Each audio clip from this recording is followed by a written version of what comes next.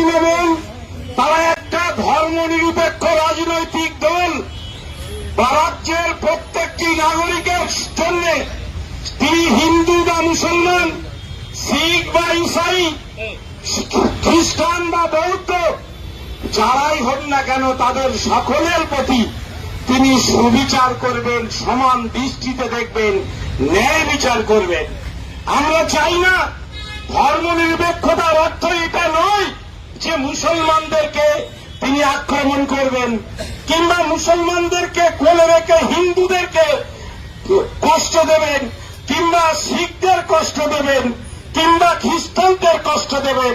As a মুসলমান এটা আমরা চাই না। আমরা মনে করি একটা শাসক তিনি রাজ্যের হতে পারেন কিংবা কেন্দ্রের হতে পারেন, যিনি শাসক হবেন তিনি ধর্মনিরপেক্ষ রাজধর্ম পালন করবেন এবং রাজধর্ম অনুযায়ী রাষ্ট্রের সমস্ত নাগরিক জাতি, ধর্ম, বর্ণের সবকিছুর ঊর্ধ্বে উঠে সমানভাবে সবার প্রতি ন্যায় বিচার, ন্যায় ইনসাফ করবেন। কিন্তু আজকে আমাদের মাননীয় মুখ্যমন্ত্রী, যিনি ধর্মনিরপেক্ষ রাজনৈতিক দলের সুপ্রিমো এবং পশ্চিম বাংলায় ধর্মনিরপেক্ষ সরকার আছেন, আমরাও সেটা মনে করি, কিন্তু আজকে কিছুদিন ধরে মাননীয় মুখ্যমন্ত্রীর পরামর্শ মজলুমরা মুখ খুলতে পারবে না, জালেমরা দৌরাত্ম্য চালাতে পারবে রাজ্য জুড়ে, জালেমরা মুর্শিদাবাদে দৌরাত্ম্য চালাতে পারবে, জালেমরা কলকাতায় দৌরাত্ম্য চালাতে পারবে, জালেমরা গুজরাটে দৌরাত্ম্য চালাতে পারবে, জালেমরা উড়িষ্যায় দৌরাত্ম্য চালাতে পারবে, জালেমরা মহারাষ্ট্রে দৌরাত্ম্য চালাতে পারবে, জালেমরা সর্বত্র দৌরাত্ম্য চালাতে পারবে। কিন্তু যারা মজলুম মুসলমানদের মুখে কুলু পেটে তাদেরকে চলতে হবে।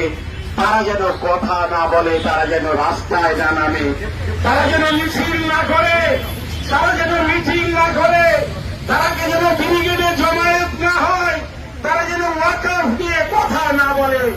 এটি যদি মুখ্যমন্ত্রীর নীতি আর আদর্শ হয়ে থাকে, তাহলে মাননীয় মুখ্যমন্ত্রী আপনাকে বলবো, আপনি একটু ভেবে দেখুন।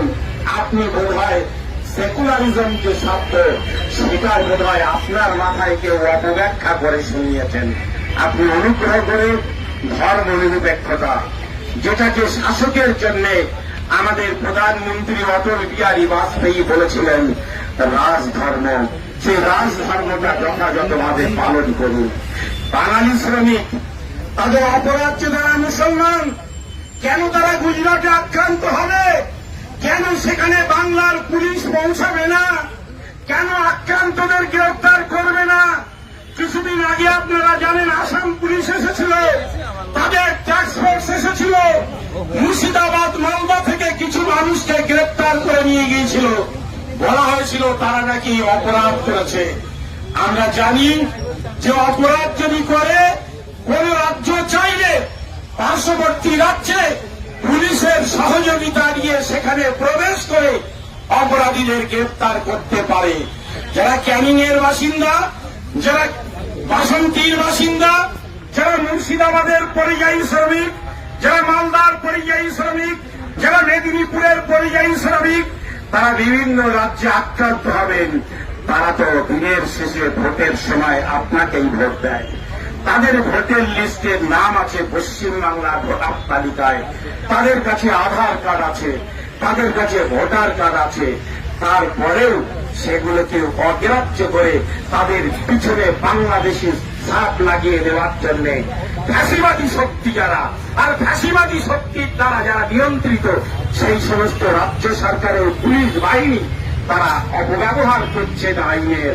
তাহলে আপনি আইনের শাসন, আইনের নিরাপত্তা দেওয়ার জন্য যারা গুজরাটে আক্রমণ করলো, 2000 মানুষের ঘর বাড়ি ভেঙে দিল, মহিলা শিশুগুলো তারা খোলা আকাশের নিচে সেখানে আছেন, কেন পশ্চিমবাংলার একটা পুলিশ প্রতিনিধি দল ট্যাক্স ফোর্স কেন সেখানে, এসটিএফ কেন সেখানে গুজরাটে পৌঁছালো না?